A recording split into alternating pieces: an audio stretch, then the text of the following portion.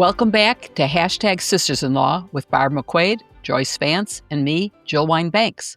Don't worry, Kim will be back next week. She's off this week. There's some book news from the sisters.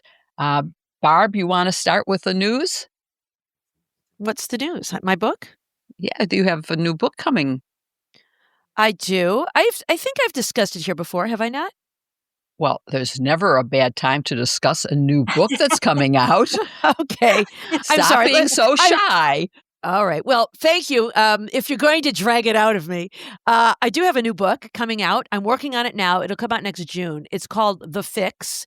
It's a double entendre, you see, because I talk about how the current administration is running our government like a mob ring.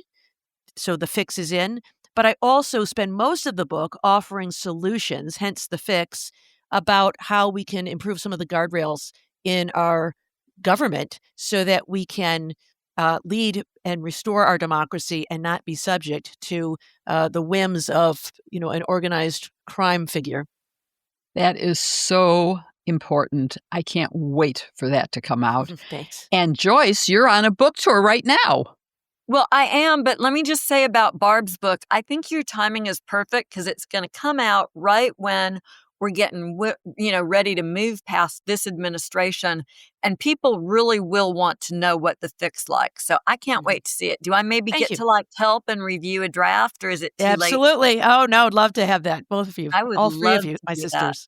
I have new perspective being on a book tour, which is actually really fun. The thing I didn't expect was how much fun it would be to get to talk with people about the book, but also to go around the country and to get inspired by all the things people are doing.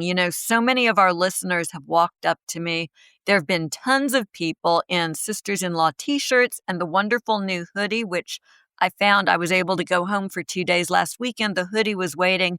It's like the perfect length. It's such a great hoodie. And a lot of people have been wearing them. And what they tell me is how much they like the podcast because we're not always doom and gloom. We talk about solutions. We laugh. We try to have a little bit of fun.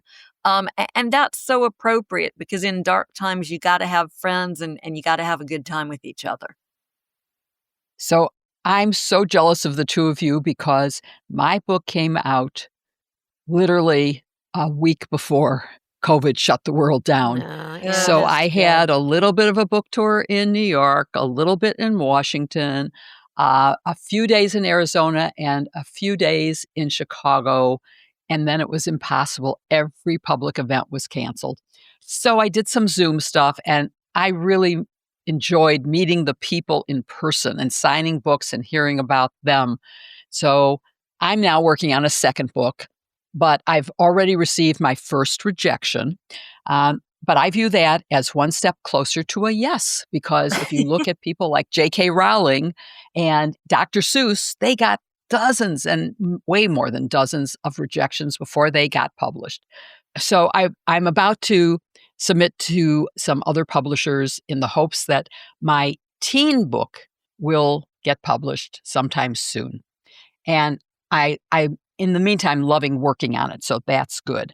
We have a lot planned for you in today's show. We're going to be discussing the acquittal of the D.C. sandwich thrower, Chicago's ICE violence, and it's been outrageous to be here, and the Comey motions and what's going on in his case. But before we get to those serious topics, I want to talk about the government shutdown and what it's meaning, how it's affecting all of our lives and all of our friends' lives.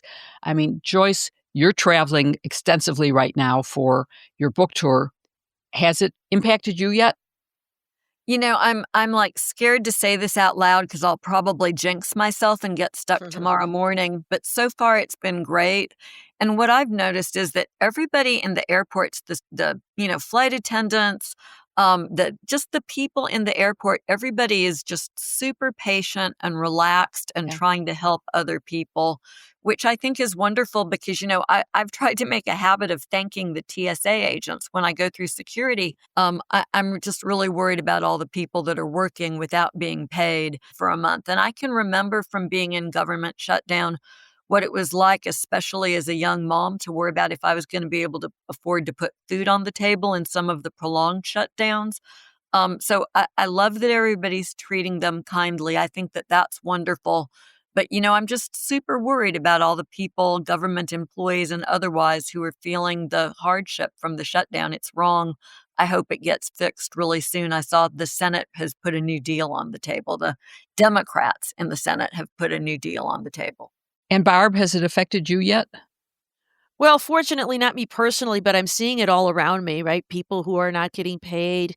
I'm pleased to see that we've got neighbors who are putting together food drives to help stock food pantries. We've got a drive at our church to try to stock some of the food pantries because the shelves are going empty as people are running out of paychecks. They've been now without pay since what are we at? Like 6 Over weeks? 30 days now. Yeah, because, they got paid for that first 10 days because it wasn't a pay period, but now they've missed a second paycheck. Yeah, so it's hitting a lot of people, and I think that's just a travesty. It's so unnecessary. I mean, can't we all agree like nobody in America should go hungry? So between the defunding of food stamps and now the shutdown that's causing all of these people to be without pay, that's causing even more hungry people.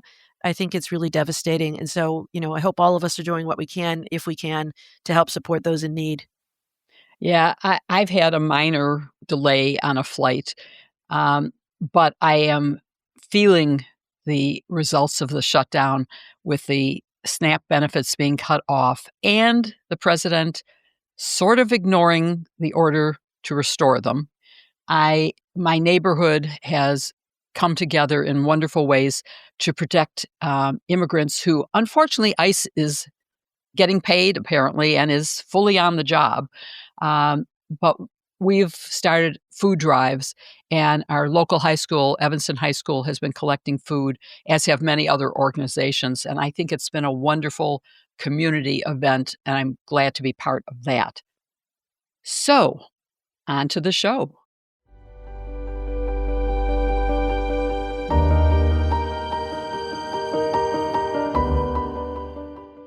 The holiday season is coming up fast. That means long days, festive nights, and plenty of outfits to pull together. So if your shapewear isn't keeping up with the season, it's time for an upgrade with HoneyLove. Before we discovered them, much of our shapewear and undergarments were uncomfortable. There was a reason why you'd switch into comfy clothes the second you got home. But HoneyLove is different. Their wireless offerings are so soft, lightweight, and supportive that you'll probably forget they're part of your fit.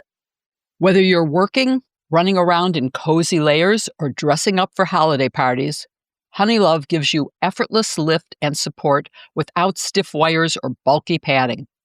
Everything they have is designed to move with your body, not against it. It's time to ditch digging straps, underwire pokes, and constant adjusting for good. Embrace breathable support that feels like a second skin, no matter what you have going on. Go ahead, join us in saying goodbye to the wires and discomfort, and rock your outfits with confidence this season. You deserve it, and your bras and shapewear should make you feel as good as your holiday looks do. HoneyLove is the perfect pairing with exercise and outdoor activities, especially as the weather gets colder. We love how comfortable their leggings are, and they're a great go-to for everything from Pilates to running errands, or even just reading in front of a fire. Best of all, the targeted compression technology means you never feel suffocated. And we know you'll love your HoneyLove-inspired looks. I like doing these ads just for the opportunity to hear Joyce say words like Pilates. But speaking of HoneyLove, you can treat yourself or someone special to the most comfortable and innovative bras and shapewear on earth this holiday season. There, I said it. Save 20% off site-wide at honeylove.com/sisters. Use our exclusive link to get 20% off. That's honeylove.com/sisters. After you purchase, they'll ask where you heard about them. Please support our show and tell them we sent you. Celebrate the season feeling confident and comfortable with HoneyLove. The link is in our show notes.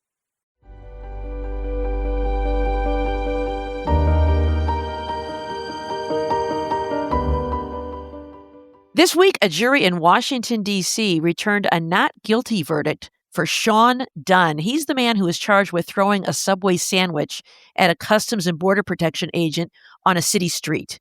You may remember the White House posted his arrest at his apartment. There was a crew of agents in tactical gear.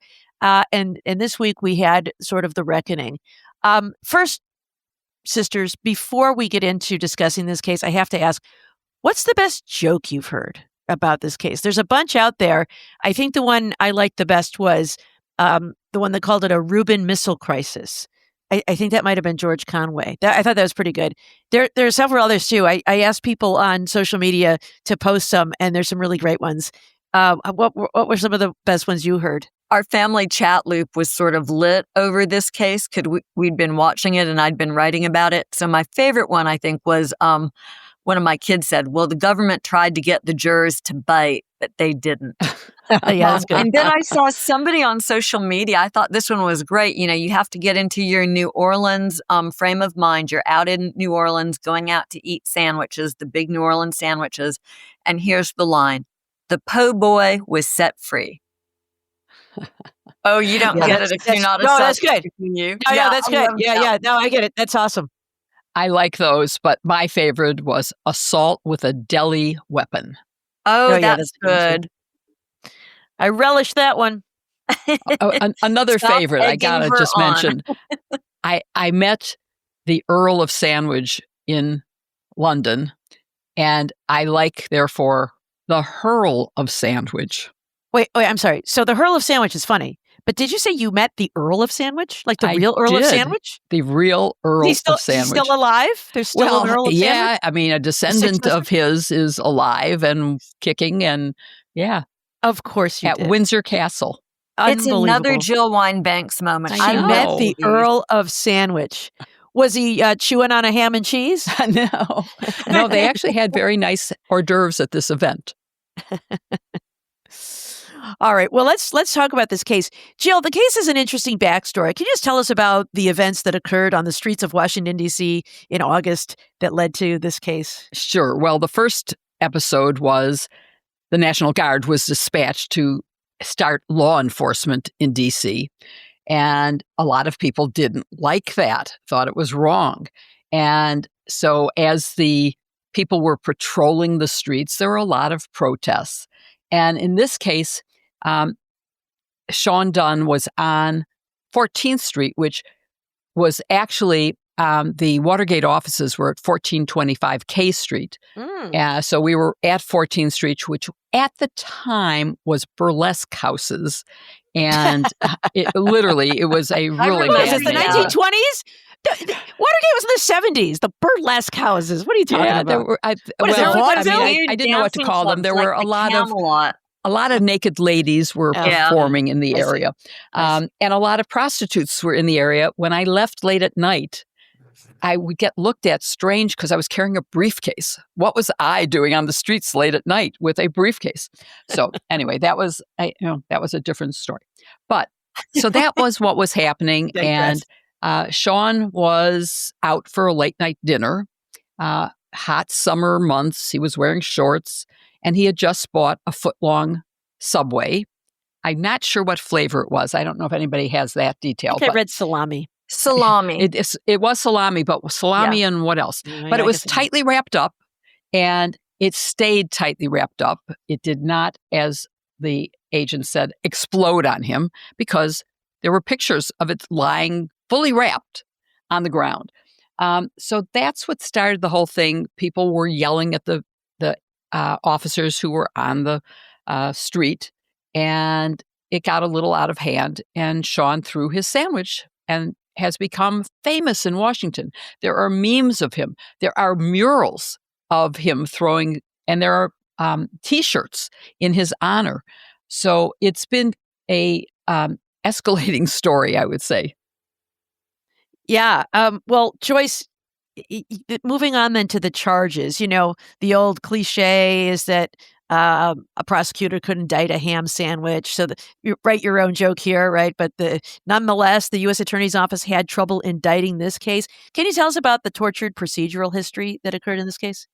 Tortured is exactly the right word because, as you pointed out, first Dunn gets arrested and he gets charged with a felony to effectuate the arrest. It's just a complaint. Jeanine Pirro, the U.S. attorney in D.C., cuts this really smarmy video in her office where she's bragging about the charges and trying to be funny, talking about, where he can stick his sandwich and that sort of thing. But it didn't play out too well for her because apparently she forgot that a felony had to receive the grand jury's stamp of approval. And after hearing the government's evidence, the grand jury in this case declined to indict. So some prosecutors might have thought better of going forward after that, but Pirro, maybe in an effort to save face, brought a misdemeanor charge that didn't require the grand jury. That was something that just she, as the U.S. attorney, could sign off on. And so the charges that went to trial, that was a misdemeanor. Yeah, and just interesting point for our listeners. The Fifth Amendment to the Constitution provides that in capital or otherwise infamous cases, a defendant is entitled to indictment by a grand jury, but misdemeanors are not considered to be infamous crimes. And so if you want to charge a misdemeanor, no need to take it to a grand jury. So, Jill, when I first heard about this grand jury refusing to indict, I had it in my head that this was like jury nullification, that sure, he did this thing, but it's just not in the best interest of justice, and that's why it didn't go forward. But actually, now that I have seen what happened at the trial and looked at the statute and the jury instructions, I now have a very different opinion of it, that it's not nullification, but simply failure of proof. What are your thoughts about that? Can you explain what they had to prove in this case and your view of it? Such a good question, and I agree with you. It does sound like jury nullification of, like, I'm not going to go with this. But when you look at what the evidence they presented was and what the evidence they needed was, you're right. They failed to have the proper elements. As I said, an exploding sandwich didn't exist. The officer was wearing a bulletproof vest. The sandwich remained in its wrapper. He thought it was funny enough that he accepted gag gifts of a sort of a plush sandwich, a decal for his lunchbox that was of a sandwich, of a Subway sandwich. So the elements just weren't there. It has to be a forcible assault on a federal officer. So we had a federal officer, that's true, but a forcible assault with a sandwich? Hard to think of that way. And the defendant has to do so while the federal officer is engaged in his official duties, and he has to make physical contact with the intent to commit a felony. And it's hard to see that this was a forcible assault. This, he hit him on the bulletproof vest. So that's like, there couldn't be an intent to harm someone wearing a bulletproof vest or to inflict injury. What kind of injury would a sandwich have possibly caused to this well-armed and bulletproof vested person? And so I don't think he had the ability to inflict injury and couldn't have caused actual apprehension that the agent would have been injured. I mean, if he was afraid of a sandwich being thrown, man, he's in the wrong line of work and he should resign immediately. Yeah, the language of the jury instruction, there has to be, all these things you said, but there has to be an apparent ability to inflict injury on another, which causes a reasonable apprehension of immediate bodily harm. When they talked about how the testimony, when the officer was testifying about how it hit him in the bulletproof vest, and he said, I smelled of mustard and onions afterwards. The reporting was that there was audible laughter in the courtroom as he described that. He also said he had an onion hanging from some part of his vest. But you could see that the sandwich was still wrapped in the video. It was on the ground, fully wrapped. Yeah, he said it exploded when it landed on me. Yeah, hardly. Joyce, as a matter of prosecutorial discretion, I kind of get it that Jeanine Pirro, wants to protect officers who are out there doing their jobs. They're being used as pawns in all of this. I'm sure many of them are, people who are just they're there because they've been assigned to go there. They don't want to be there any more than, the people on the street do. And so she wants to have their back and protect them from objects hurled at them. And she said, even a child knows you can't throw things at other people.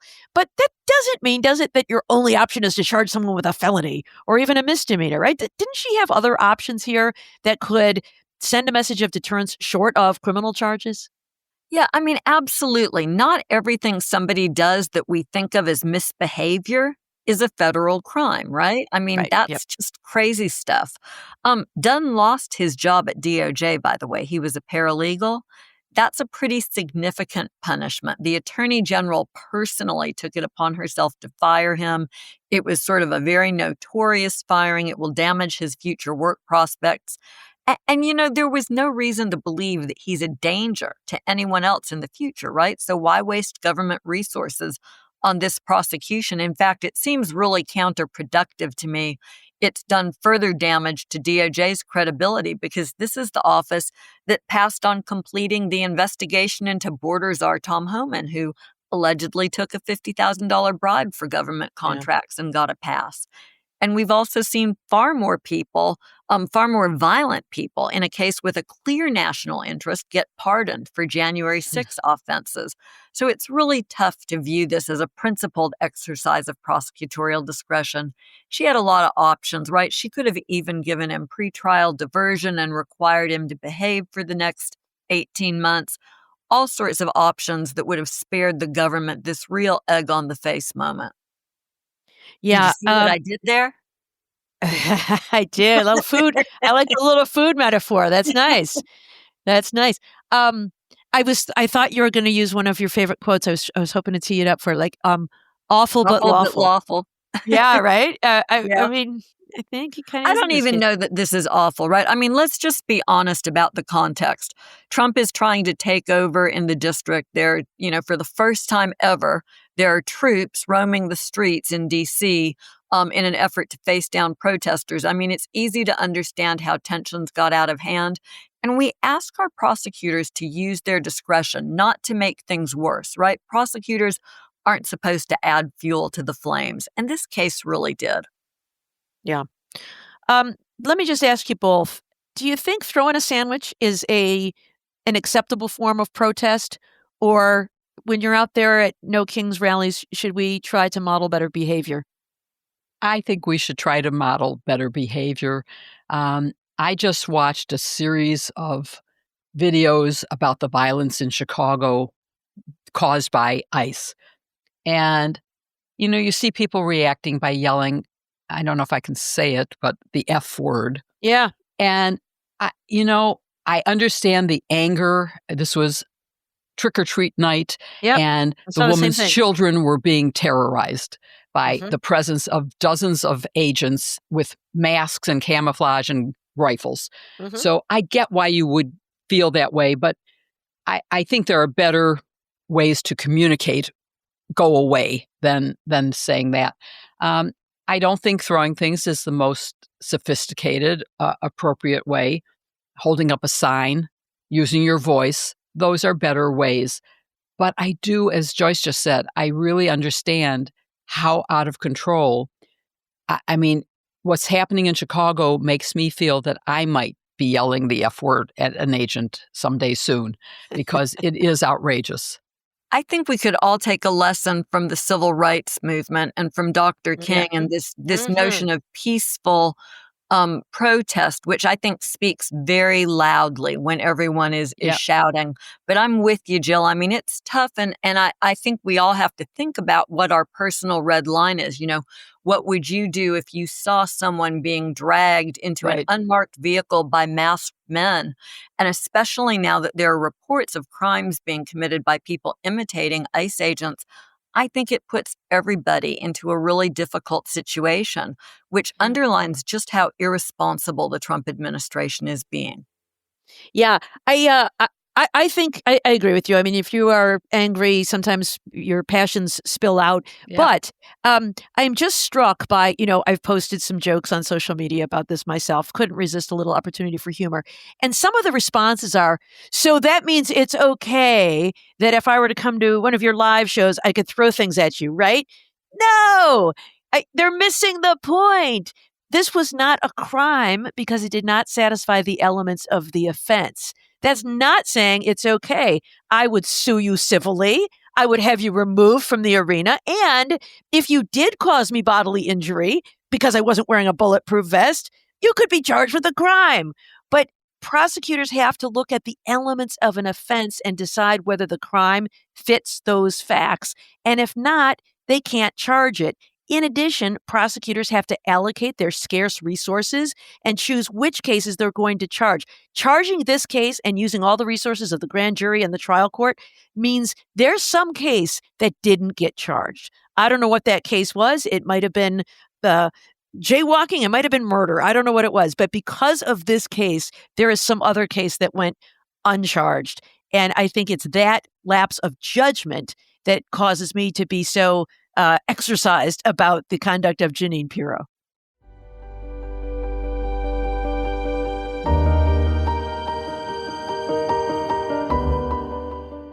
When it comes to skincare, OneSkin is such a game changer. Ever since we heard about them, our routines have gotten so much easier, and I love how everything feels when I apply it. But it gets better. We were so excited to find out it was founded by a team of brilliant women scientists who drew from their multidisciplinary expertise to bring us cutting-edge biotechnology to our skincare with a product that is quickly delivering results. Their science is really amazing. At the core of OneSkin's offerings is their patented OS01 peptide. I don't know what peptide means, but it sounds like science, so I like it. It's the first ingredient proven to target senescent cells, which are the root cause of wrinkles, crepiness, and the loss of elasticity, all the key signs of skin aging. The results have already been validated in 5 different clinical studies. Plus, OneSkin products are certified as safe for sensitive skin, and they're free from more than 1,500 harsh or irritating ingredients, so you get powerful results without any side effects. So I'm just unabashedly in love with OneSkin. I cannot get enough of it. It's every once in a while you discover one of those products that as soon as you realize you're at risk of running out of it, you buy more so that you're never without it. That's OneSkin for me. I get super dried out flying on planes, and right now I'm in the middle of my book tour, so everything is awful. But as soon as I land, I use OneSkin's OS01 face topical supplement, and that really fights back against the dryness, and the body lotion is better than anything I've ever used. So look, these supplements make your skin look fresh, and they leave it ready for anything that the elements, like the upcoming winter winds, can throw at you. And I especially love that OneSkin's regimen works fast, and the formulas feel great when you put them on. OneSkin also just launched their limited edition holiday sets, including the Nightly Rewind gift set, which adds the perfect touch of luxury to your gift list. It's the ultimate upgrade to any nightly ritual.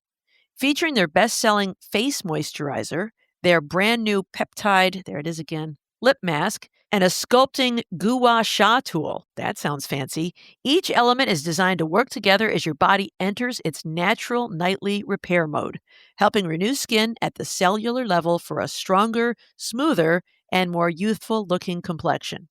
And now, for a limited time, try OneSkin for 15% off using code SISTERS at oneskin.co/sisters. After you purchase, they'll ask you where you heard about them. Please support our show and tell them we sent you. One more time, that's 15% off using code SISTERS at oneskin.co/sisters. Look for the link in our show notes. Wait, I don't have the lip stuff yet. We have to stop the podcast so I can go order it before we do anything. Stop the podcast. I'm literally right there right now. I'm going to order using the code SISTERS.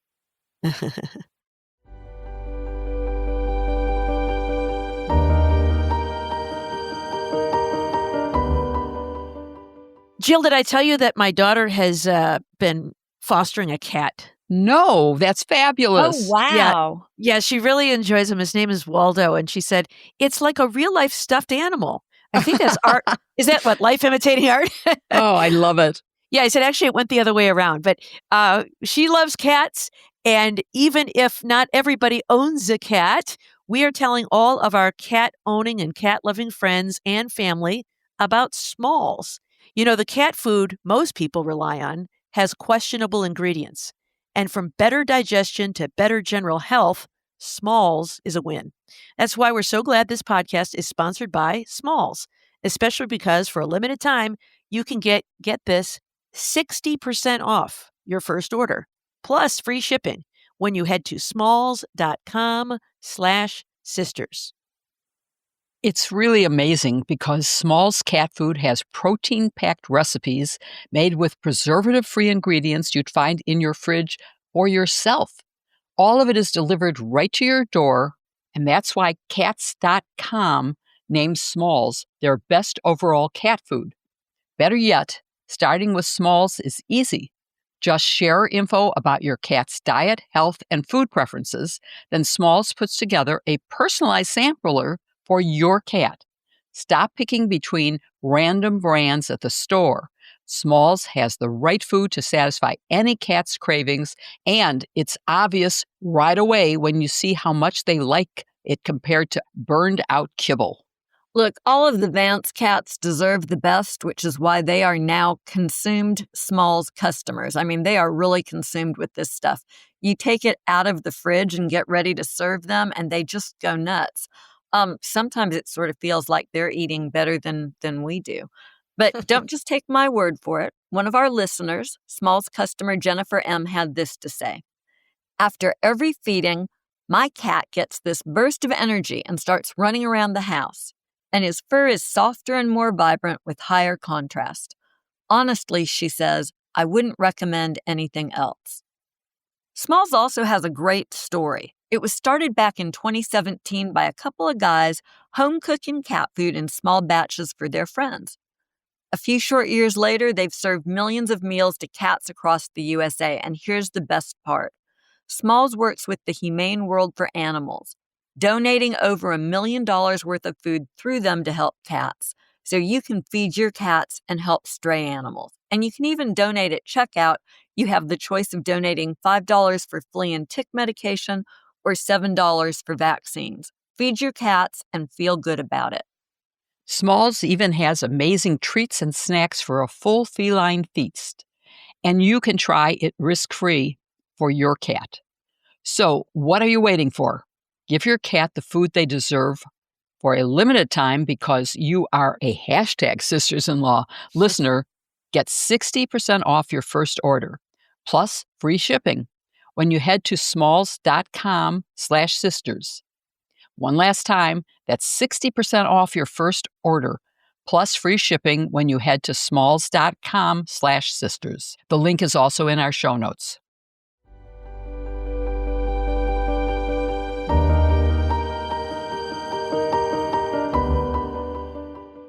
It's been a busy week in Chicago, and as you learn what ICE is doing here in my hometown, remember your own town could be next.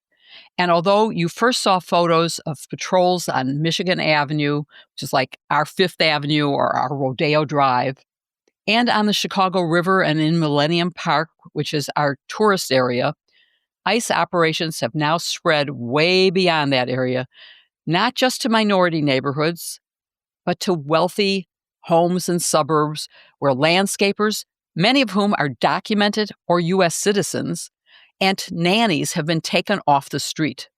It looks like what I think Germany must have looked like in 1935, 1939 for sure.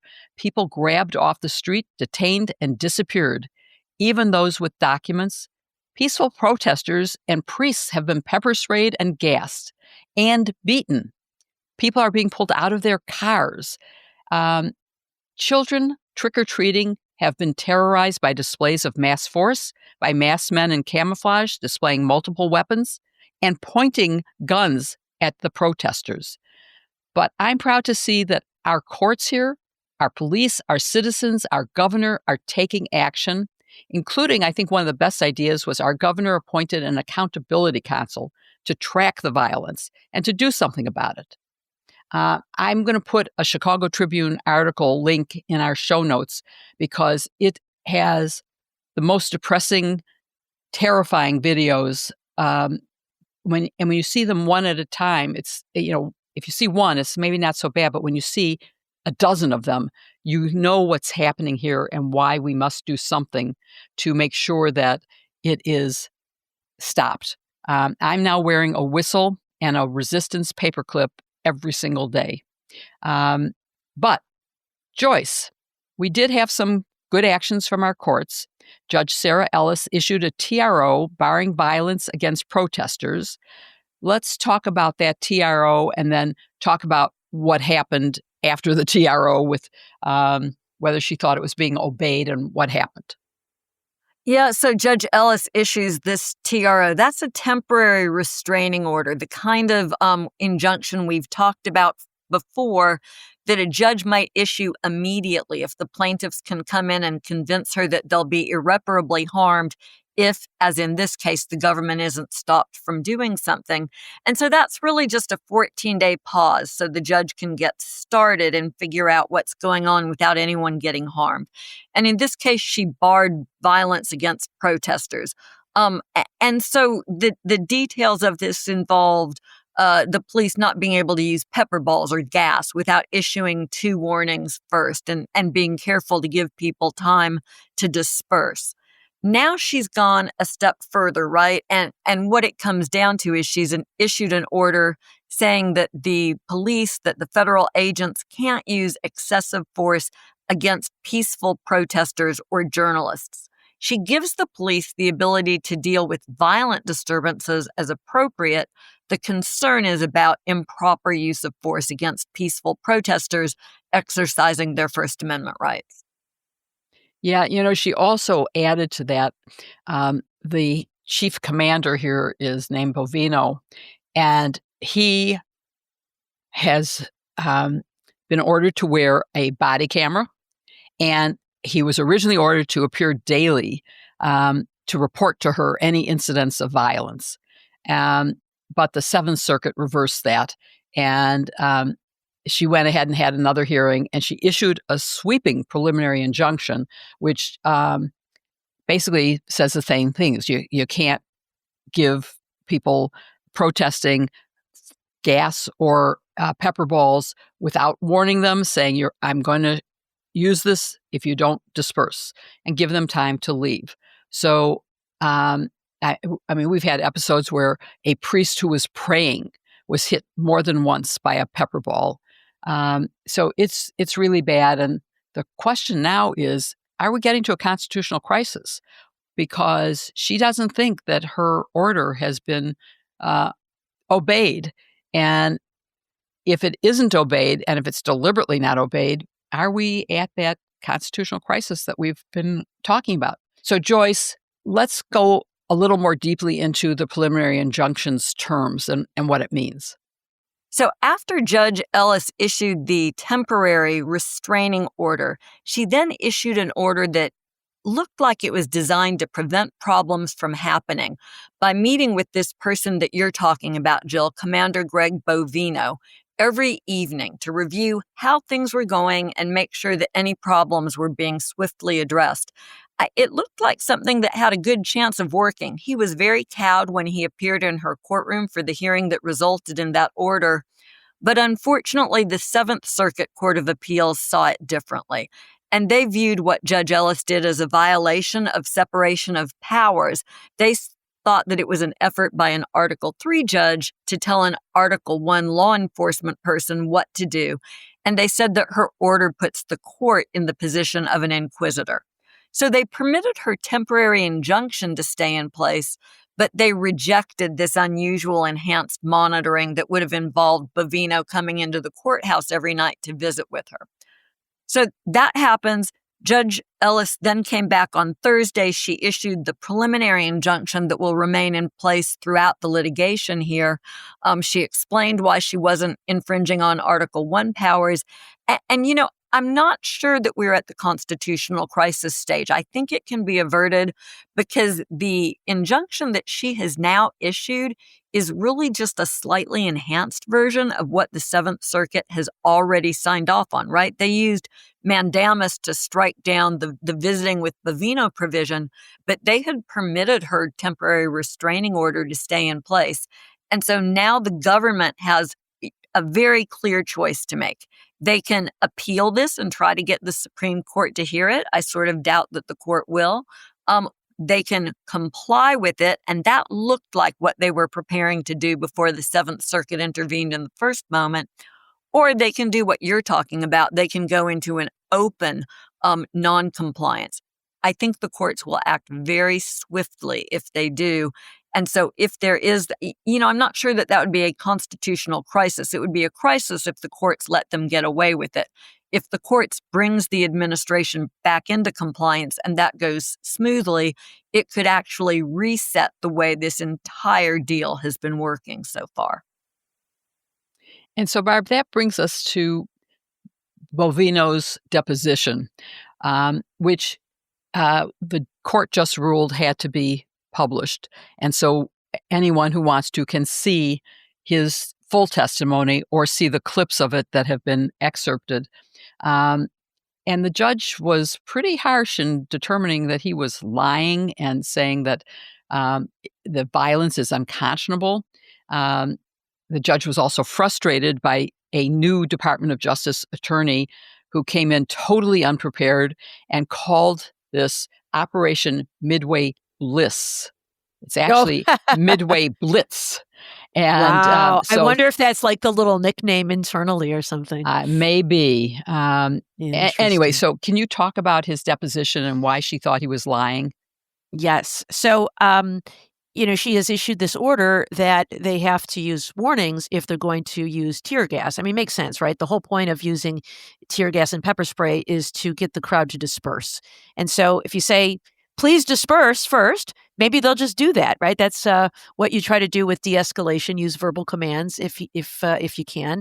And then if they don't comply, then certainly they may escalate to using other kinds of things. But what she said is that she found video and said that Bovino himself deployed tear gas without giving a warning and then lied about it during his deposition. She said there's another video where Bovino attacks and tackles a person to the ground, despite saying at his deposition that he never used force against that person. And, this is the guy who back when Customs and Border Protection and Immigration forces were deployed to Los Angeles at that MacArthur Park raid, remember that a couple of months ago? He said words to the effect of, we're here, we're going to be here, and you better get used to it. I mean, he's definitely kind of adopted the swagger of the Trump administration.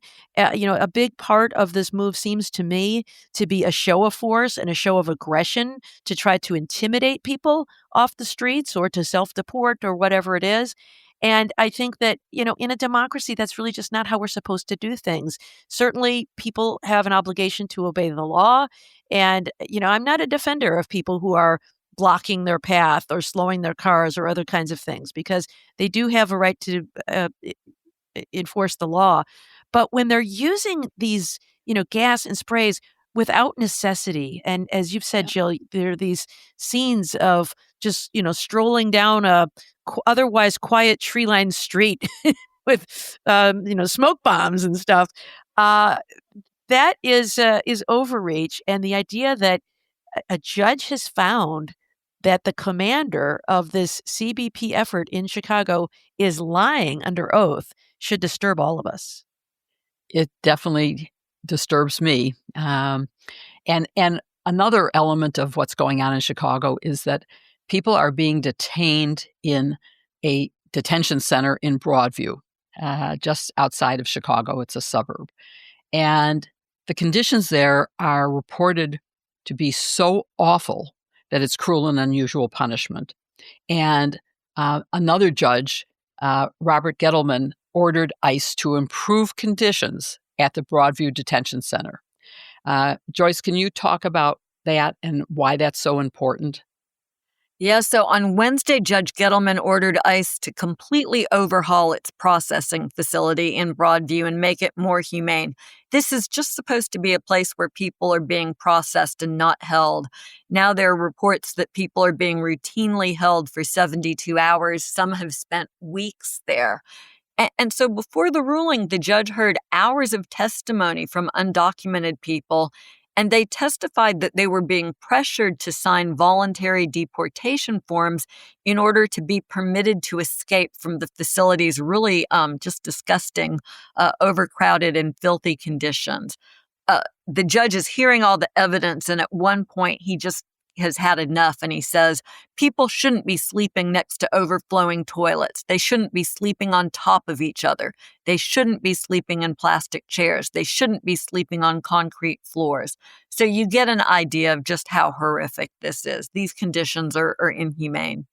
The judge has entered a temporary restraining order. That will, as we discussed previously, that's the order that lasts for 2 weeks until he can hold a hearing on a preliminary injunction that will last longer.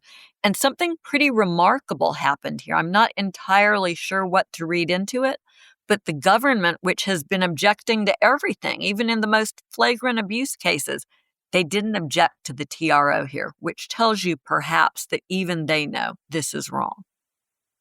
Yeah, it's hard to believe that even they know anything, but maybe you're right on this. In the meantime, Trump is, not only sending in ICE, he's threatening to use the National Guard here. And it's all based on disinformation about conditions in Chicago. So Barb, our queen of dis and misinformation, what can we do to correct his fake info and stop the Guard from being deployed here for no reason whatsoever? Yeah, so this is an interesting question that goes to presidential power and judicial review. I think that when it comes to, the statute, people talk about the Insurrection Act. That's not actually the statute that he has used, though he's threatened to use it. He's actually been using a different statute, and it lacks a catchy name, which is why I think we have trouble talking about it.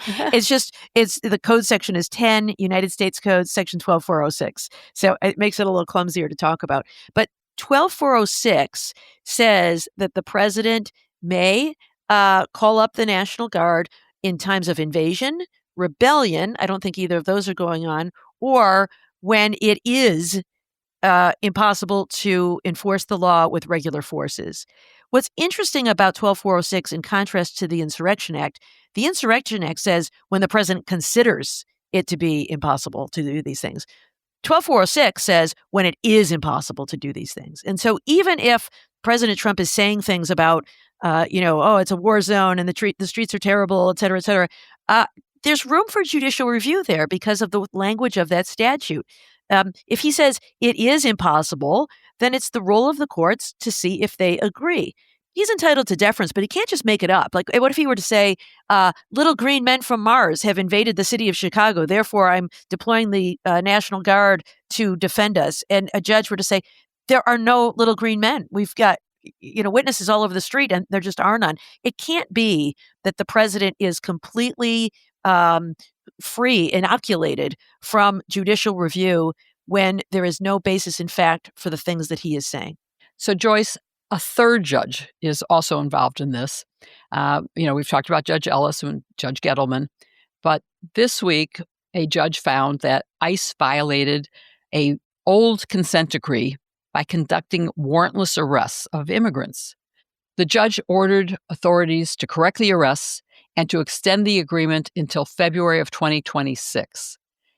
So can you talk about that and what happened here? And is this meaningful? Because this happened because he said they violated by using warrantless arrests in Illinois and elsewhere. Yeah, it's a really important case. The ICE officials took the position that they were no longer bound by the 2022 Nova consent decree. That was a decree that prohibited certain arrests of immigrants without a warrant or without probable cause. And there was very clear language that indicated that the government was still bound by this consent decree.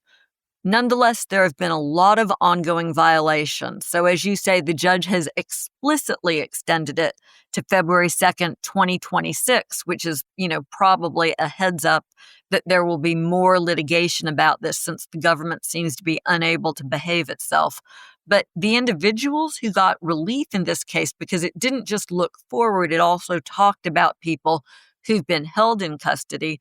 And as you say, there were 11 people who were detained in the Chicago area, people who had been subjected to warrantless arrests in their neighborhoods or in their vehicles. And then there were an additional 11 people who were arrested in an ICE raid at a restaurant in Liberty, Missouri. So the judge ordered ICE to lift any conditions on their releases, in essence saying these were illegal arrests and you can't enforce them. And also ICE is being forced to push back out notification about the consent decree and certify that all of the officers who violated it have been retrained. And Barb, Joyce just mentioned some numbers, but how many have been detained in Operation Midway Blitz? I don't know if we have full numbers, but there are some reports about more than 2,000 arrests, a detention of 1,400 of those individuals, and that 1,000 of them have been deported. So we don't know if those numbers are accurate. That's for the period between January 1st and September 30th.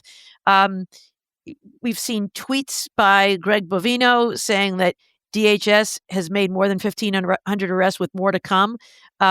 So is he talking about the 9-month period or just the period since they've been here? It's hard to know, but they are certainly on a mission. And, the one thing I would say about that is President Trump certainly ran on an agenda, a platform of enforcing immigration laws, including deportation. And he's entitled to do that as the president who won that election.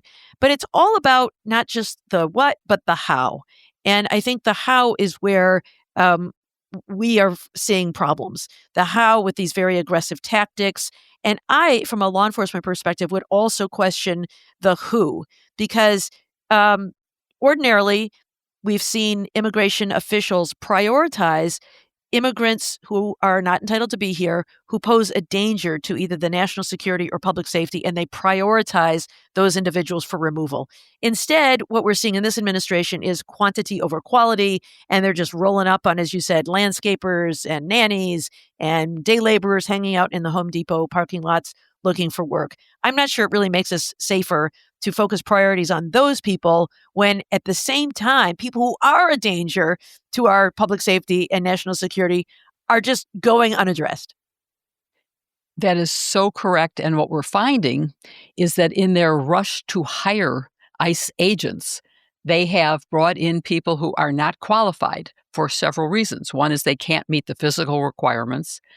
And two, because they have criminal convictions that would bar them from holding this position.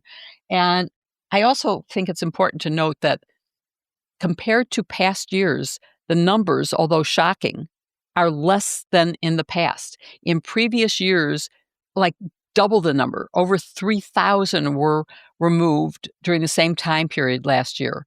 So even with this unbelievable effort and hiring, they aren't doing as well as they were in the past. Right. And these are not criminals. These are people who are working and paying taxes. So it's really been a wake-up call to me about the power of the government and how horrible this is and how unsuccessful what is happening is.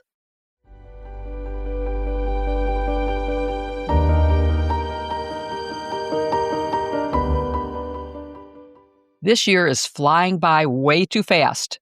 We're almost at the holidays, and between trying to get ahead of work, planning trips, and preparing for family, there are a lot of stressors.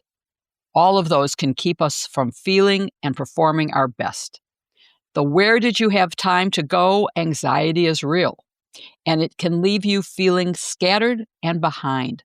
But after our experiences with the Calm app, we realized we had discovered the perfect way to reset and recenter. If you haven't heard, Calm is the #1 app for sleep and meditation, and it's here to help you feel better.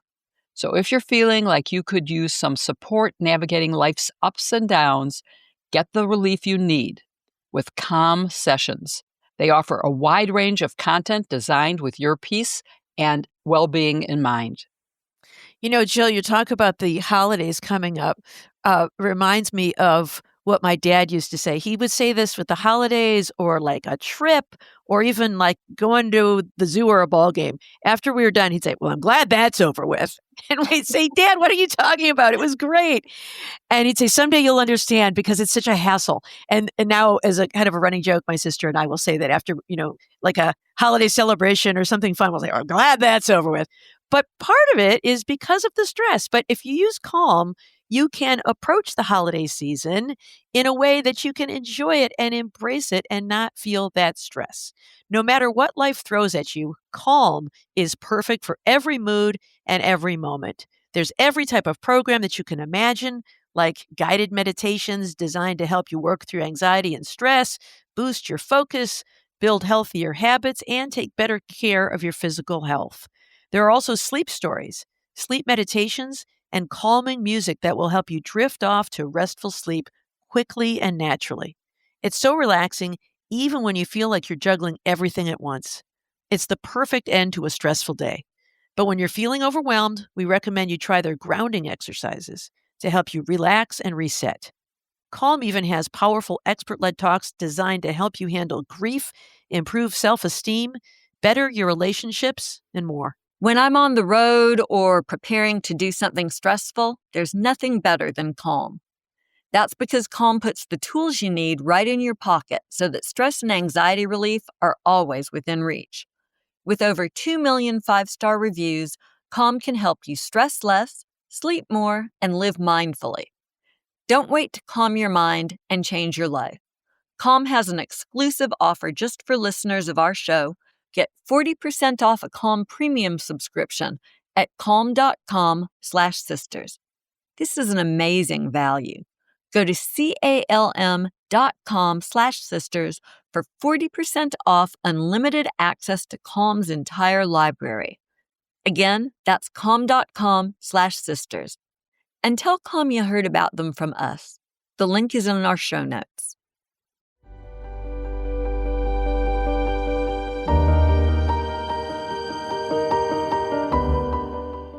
The meritless prosecution of former FBI Director Jim Comey continues, and we have more news to update you on this week. So first up, we've seen the government's response to Comey's motion to dismiss, and Barb, I think this is so interesting. This indictment in this case speaks less than any indictment I've ever seen. Our listeners will recall there was a lot of confusion about what the charges against Comey actually involved. I'm still not convinced that they've identified a statement he can be prosecuted for. But we have learned more this week, didn't we? We have. And Joyce, I owe you an apology because I have been insistent all along that the person they are talking about in this indictment was Andrew McCabe. Yeah. And that's because when Ted Cruz asked Jim Comey about whether he had ever authorized anybody at the FBI to leak information to the news media, and Comey said, "No, I stand by my testimony." Cruz followed it up by saying, "So when McCabe testified that you did, was he lying?" And then Comey said, "I'm not going to characterize his testimony. I'm just going to tell you, that I stand by mine." That's so clearly McCabe, right? It had to be McCabe. Yeah. And you said, no, ABC, some other outlets are saying it was somebody else, that it was Daniel Richman, who was a friend of Comey's. He's a law professor at Columbia University. And for a short period of time, he served as an FBI employee, a special employee. But he ended his employment in February of 2017. And so, of course, this had to be about the alleged leaks that McCabe made to the press about the Clinton investigation. But we learn now that, no, it is Richman. And it appears that this is about testimony that Comey gave in May of 2017 that he has publicly admitted to when he gave the press his memos about his concerns about President Trump and the Russia investigation. So this just fails in 100 ways, doesn't it? Because it says it was about what Cruz asked about, it was, he meant to say Clinton investigation, but he actually said Clinton administration, which suggests Bill Clinton. So there's that gaffe. But he also said that he had ever authorized this. This testimony comes in May of 2017, which is before this Richmond release of information. And so I think it's a worse case now than I thought before. Yeah, I mean, there are just so many problems. You know, the law here is very clear. There has to be a very specific false statement. There can't be any vagueness. And if Comey can come in and offer any wiggle room, well, you know, I thought Ted Cruz was asking me about a completely different person because Ted Cruz was using that name. Or, you know, if I think there's a great argument that all that Comey is doing here is saying, yes, I stand by my former testimony. Well, where's the lie in that, right? The government's case here is just so perilous. It reflects the inexperience of the brand new U.S. attorney insurance lawyer who indicted the case. And we also saw this week responses to the Comey's motion to dismiss the case on vindictive and selective prosecution grounds, which also continues to look very strong. So it's just not at all clear that we're going to ever see a trial in this case. To add to all of that, Jill, the case has drawn condemnation from former DOJ employees. What's their objection to the case? And do you think it's unusual for this kind of thing to happen when a case is still pending pretrial motions in front of a district judge? I think everything about this case is unusual. And I think Barb laid out this case should have been dismissed for vagueness, for failure to state a case. It's really an inadequate indictment. But yes, the former DOJ employees have seen that there isn't sufficient evidence to proceed in this case. And that's why other administrations, other U.S. attorneys refused to indict, and why they had to bring in someone new to do it, who would just do whatever she was ordered by the President of the United States, which is not how our system is supposed to work. I think that it is not just unusual, but I'm proud that DOJ lawyers stood up to this kind of behavior and is drawing attention to it. And it deserves their condemnation. So they did the right thing. Yeah. So, Barb, I mentioned that the Justice Department responded to Comey's motion to dismiss the case on selective and prosecution grounds on Monday. They defended Trump's social media posts calling for Comey's prosecution and saying that that doesn't amount to retribution. Can you help us understand the government's position here? It's a little bit squirrely. Well, they'd say a couple of things that are just sort of laughable, you know, like that the president's posts were not singling out Jim Comey. They were not retributive. I mean, that just is sort of silly. They also say that Comey has not shown that the U.S. Attorney Lindsay Halligan has been retributive. But there is case law that says you can't use the prosecutor as like your stalking horse. That's the phrase from the case law. However, I will say this. I think this is not a popular view, but I don't think Comey will prevail on vindictive or selective prosecution in this case. You may disagree with me, but one of the things the government raises here is vindictive prosecution doesn't just mean I hate you and I'm prosecuting you. It is a term of art. Prosecutorial vindictiveness is I am punishing you for exercising a known legal right. And as they correctly point out, Comey's kind of vague about what that right is. Most often where you see this claim is in a case where somebody gets punished by the prosecutor for daring to appeal their sentence. And then they come back on remand for a resentencing and the prosecutor seeks an even higher sentence or they add charges or something like that. Comey here says it's because I exercised my First Amendment rights. Well, which one? Like what statement? What was it that you said that has Trump so animated? Now, I've heard other people say, you know, this is such a different kind of situation that we've ever seen before that maybe we just presume vindictiveness because in these other cases, you have to kind of presume it based on the conduct. And so maybe that's the case. But it is a new theory of vindictive prosecution. Similarly with selective prosecution, what you have to show is that other people who were similarly situated were not prosecuted. And Comey does name some people, like Jeff Sessions, who testified at a congressional hearing where maybe he shaded the facts about his conversations with a Russian diplomat and some other things. But these false statements cases are so fact sensitive. They're so unique to their facts that I'm not sure you can really produce comparables in a case like this. And so, although I very much want Jim Comey to prevail on these because I think this is a BS prosecution and I think it should fail. I think it should fail for the failure to state a claim, as Jill just said. I think it might fail because the prosecutor is illegally appointed under the various methods of appointment. I just don't think this selective prosecution or vindictive prosecution at least lines up with the way those concepts have been traditionally litigated. I agree with you that this is a different variant of these arguments, and it's because the situation is so unusual. I have, I think, a little bit more positive of an outlook on these motions. The government points out that the standard for moving forward on them is very high, and it is. I think they're correct when they point that out. But Comey's got this fabulous piece of evidence, which is the president's social media post directing his attorney general to indict Jim Comey. That is unusual. It is. And what often happens in these cases, and we've actually seen this, we'll see this, for instance, in some of the cases coming out of the District of Maryland involving John Bolton, they'll say, well, sure, the president had personal animus towards this defendant, but the president wasn't making the decision about whether to indict John Bolton in Maryland. That was career prosecutors. And here they're actually going to be able to say, no, actually, Donald Trump ordered Pam Bondi to indict, removed the prosecutor who wouldn't, and put this guy in.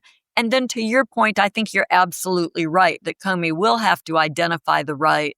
But I think that some species of First Amendment right will pass muster here. Selective prosecution is sort of tough, as you say. It's hard to be very clear about people who weren't indicted. But again, all sorts of people dissemble in front of Congress. And it is weird that it's this weak, squirrely case against Jim Comey that gets indicted, not some of the clear ones, and particularly, some of the folks who went just into flagrant disobedience to congressional subpoenas to avoid testimony. So I think it's going to be a very close call. It'll be interesting to see which one of us is right when push comes to shove. One thing that we know is I hope it's you. Well, I know, but we'll find out, right? Because I think you raised good points. I mean, we're in the Eastern District of Virginia. This is a rocket docket. I think it's probably not going to be very long. And to that point, Wednesday in a hearing, U.S. Magistrate Judge William Fitzpatrick ordered prosecutors to produce grand jury testimony and the prosecutor's colloquy before the grand jury to the defense. And Fitzpatrick said that his concern was that DOJ chose to indict first and investigate later. So, Jill, is this ordered turnover of grand jury proceedings at this stage in the case unusual? I thought about this, and it seems to me that grand jury testimony has to be turned over before trial. The trial is now set for January. That's really only a month and a half away. And so I don't think it's so unusual to say you must grant discovery of not just exculpatory, but all the evidence that was presented before the grand jury. So I do think it's unusual to have the investigation subsequent to the indictment, but it's not that unusual. In Watergate, we subpoenaed 64 additional tapes after the indictment. We only had subpoenaed 9 before the indictment. So you learn things as you proceed. You have enough to indict. And then you say, well, yeah, but I now have learned other things that I really want to have. And so you subpoena additional information or call additional witnesses before the grand jury. So I'm not sure I would say that it's really odd. I think it's unusual, but not improper. What seems very odd to me is that they ordered the prosecutor's comments to the grand jury turned over. And as you say, Yeah. Testimony in front of the grand jury is what prosecutors call Jenks Act material. Right. And by statute, it has to be turned over after the witness testifies at trial, but usually a judge will order it earlier. In my district, we produce it about 2 weeks before trial, even more time in a very complicated case. But this is not a complicated case, right? And so I think the fact that the judge wants everybody to see what the prosecutor said to the grand jury, and God alone knows how many things she got wrong, right? Because this is a prosecutor who's never been in front of a grand jury, doesn't know what the rules are. There may be all kinds of error there. And whatever it is, the defense now knows about it. What was really interesting was that the government appealed this ruling to the district judge. You have an immediate right to appeal when a magistrate judge makes a decision, because a magistrate judge is not an Article III judge, and so you can actually appeal to the district judge. And they did that here, and it took Judge Nachmanoff, I think, like about 10 minutes to say, not interested, government, overruled. So what do you make of the fact that the judge gave the government such very short shrift here when they objected? Well, I mean, it seems sort of self-evident that obviously they don't have a very good argument with this, and will not prevail if they appeal his judgment higher up. So you're right, of course, that the Jenks Act doesn't have to be turned over right now, but it's not an impossibly early time. And I think it does show what both Fitzpatrick and Nachmanoff think of how this case was handled. And what's unusual, of course, is that this prosecutor is not a prosecutor, had no prosecution experience, was appointed specifically because the prior incumbent as U.S. attorney refused to indict for lack of evidence. And then you see the email or the social media posting by Trump saying, "What's going on here, Pam? Get this done." And then she brings in this new person, and Halligan does exactly what was ordered by the president. So it raises the specter of selective, vindictive prosecution. And it also means you need to know what she said. You know, we have to see exactly whether the indictment is based on false information or whether it's based on real facts. Yeah, I mean, it's a thoroughly despicable case all the way around, right? Like a very irresponsible decision to indict after the career prosecutors looked at it and said, there's not even enough evidence for us to believe that a crime was committed here. And then there's the impropriety of the White House getting directly involved and ordering the prosecution of one of the president's enemies. The notion that any attorney general would actually stand for that as opposed to just resigning flat out is crazy. And maybe that's as good of a point as any to stop on. You know, at some point, Pam Bondi will have to take a stand. Donald Trump will do something so flagrantly outrageous that it will subject her to criminal liability. And in order to save herself, she'll have to say no and probably resign. And you have to wonder what it is that lets someone who knows the law and who has experience as a prosecutor, unlike the U.S. attorney in the Eastern District of Virginia, simply let the president push her around and tell her what to do and engage in such terrible misconduct that she will be, you know, a footnote in American history, and she will be a villain in that footnote, rather than just realizing from the get-go that she needed to tell Donald Trump no and leaving the Justice Department with her head held high. She has foreclosed that option. That is not what will be in her future. Don't you ever wonder, like, don't these people realize, like, in 4 years this is over and there's going to be a new president and a new attorney general? And, like, these are, you know, really ethically very questionable decisions that they're making. And I'm using questionable in a very generous way. Yeah, I'm being very generous here. Like, how do they see this ending? These aren't old people. These are young people. Like, what do they think their next job going to be? Or do they think that, you know, they're going to do all they can to make sure the MAGAverse continues in power? And as long as that's the case, they don't have to worry. Is that what they're thinking? It's the Great Gatsby, right? It's the Trump party theme from last weekend. They were careless Yeah. people and they broke things.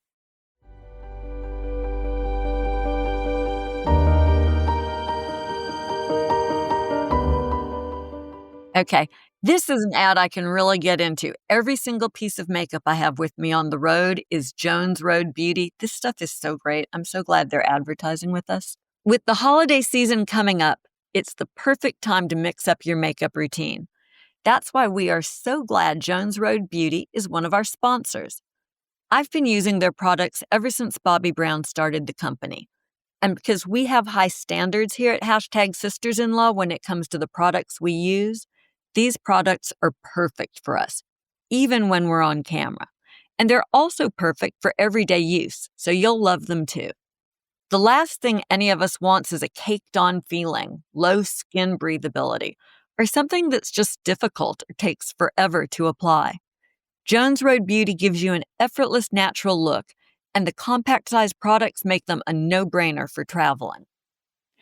I love that you apply them with your fingers because I hate using brushes and all the extra time it takes. I was surprised how easy it was to apply the Miracle Balm. It has saved me so many steps compared to my old routine, and now I use a much smaller makeup bag. It's a true multitasker and can be used as a tint, blush, bronzer, highlight, or even on your lips. Just use your fingers and get a warm, captivating glow in under 60 seconds. We all love how their products are actually good for our skin. They contain no phthalates, sulfates, petrolatum, PEG, ETDA, or PBA. Talk about tongue twisters. Yeah, I certainly messed those up, but clean beauty is a must. They even have some exciting news for the upcoming holiday parties and gift-giving season. As of this week, Jones Road is launching their most giftable and exclusive holiday collection yet. It has 5 amazing limited edition kits, and each one is a trio that includes new holiday shades, products, and packaging. It looks so good. You almost won't want to open it, but I had to because I couldn't wait to show off their product on my podcast or party ready essentials for my sisters. I have to say, they clean, simple, and truly work. It's for you, for sure. Even if you're someone just starting out with makeup. What are you suggesting? I'm just starting out with makeup? Wait a minute. Where's my agent? The holiday collection is a great starter and a wonderful present for yourself, or it makes the perfect gift. Jones Road Beauty has makeup that won't even feel like you're wearing it, which is a win for me. Hey, once again, so this holiday season, simplify your routine with makeup that's clean, strategic, and multifunctional. And don't miss out on their limited edition holiday sets. They won't be here for long, and once they're gone, they're gone. Also, as a treat for our listeners, you'll get a free cool gloss on your first purchase when you use code SISTERS at checkout. Just head to jonesroadbeauty.com and use code SISTERS at checkout. After you purchase, they'll ask you where you heard about them. Please support our show and tell them our show sent you. The link is in the show notes.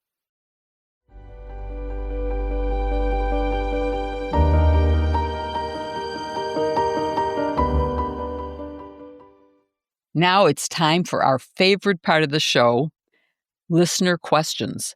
I so enjoy this. I love seeing what our listeners are thinking. I'm always impressed by the intelligence of their questions. It's really amazing. And I just want you all to know, if you have a question for us, please email sistersinlaw@politicon.com or tag social media using #sistersinlaw. Get your questions into us, and if we don't answer them during the show, watch our feeds during the week because we sometimes answer additional questions on our social media posts. Today, I want to start with a really great question for Joyce from Carolyn. Carolyn asks, James Comey is being indicted for lying to Congress. If that's a thing, is the enforcement strictly arbitrary? Who has the power to do it? This is a great question in light of our last conversation. And I would just slightly reword the question. I would say it's not arbitrary, It's consigned to the wise use of prosecutorial discretion. Prosecutors are supposed to be very thoughtful. They're supposed to evaluate the evidence. They're supposed to apply DOJ guidelines, which say that you should only indict a case if you've got sufficient evidence to obtain and sustain a conviction, and the case is one that involves a national interest, and you shouldn't indict otherwise. And so prosecutors in their offices actually spend a lot of time mulling over these questions about when a case should be indicted. It's supposed to be the exact opposite of arbitrary. But the problem which you identify in your question is it is left to the discretion of prosecutors. Nobody else can decide when to indict a case. Congress can send a referral, but they can't force the indictment. And so this is why it's so important for us to have a Justice Department that operates in good faith. If you voted for Donald Trump because you thought he'd be good for your pocketbook, maybe a good consideration to include when you make your decisions about who to vote for in the future is who will make sure we have a functional justice system if you care about people being held accountable for misconduct. Our next question comes from Sue in North Carolina, and it has your name written all over it, Barb. Okay. The question is, on the White House website, the banner at the top reads, quote, "Democrats have shut down the government," close quote. Is that illegal, and is anyone doing anything about it?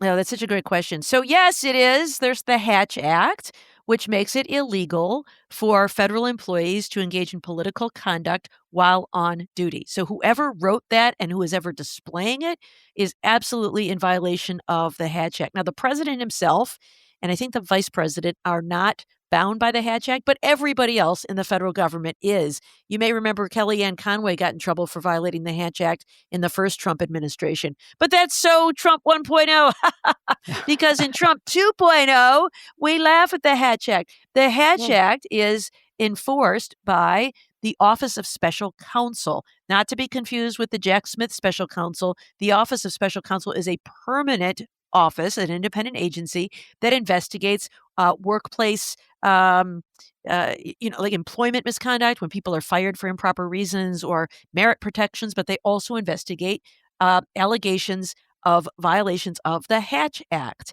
And the penalties are things like disciplinary action. You can be suspended, fined, maybe even terminated, but it's not a criminal charge.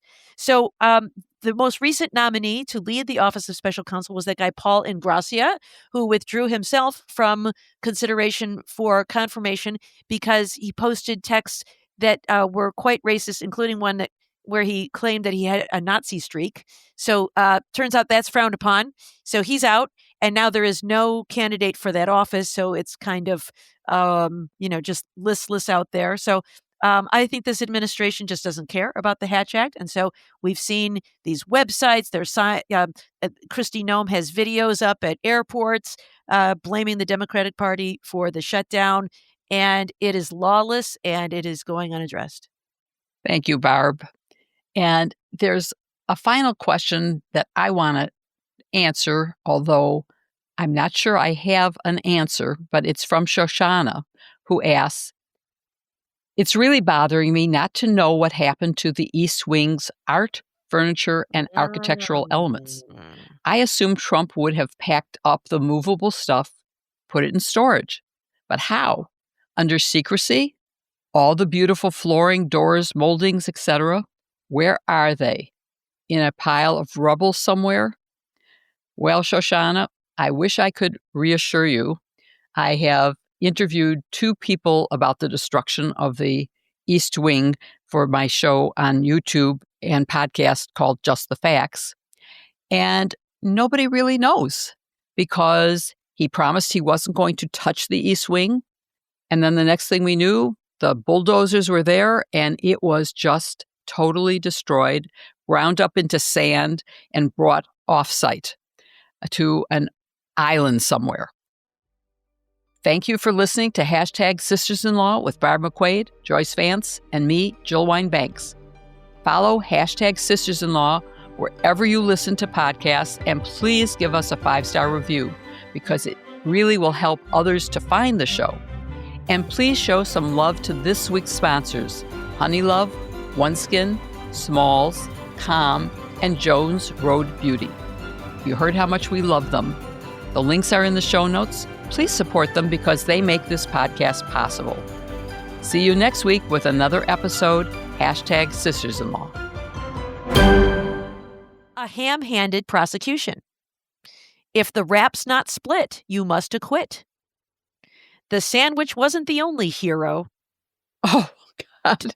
Don't bread on me. This case was full of baloney. The case went awry. Oh, my God. One man mustered all his courage. Justice was served with chips, a cookie, and a medium drink. That's a wrap. Oh, here's a good one. The officer was taken to the Mayo Clinic. Oh, God. These are all great. A substandard case. We need a hero. Eat freshly acquitted. We relish the outcome. Assault with a deadly weapon. He was in a pickle, but now he's on a roll. Let us celebrate the verdict. It was a salami sandwich. Good thing it wasn't a club. A waste of dough all around. Felony footlong.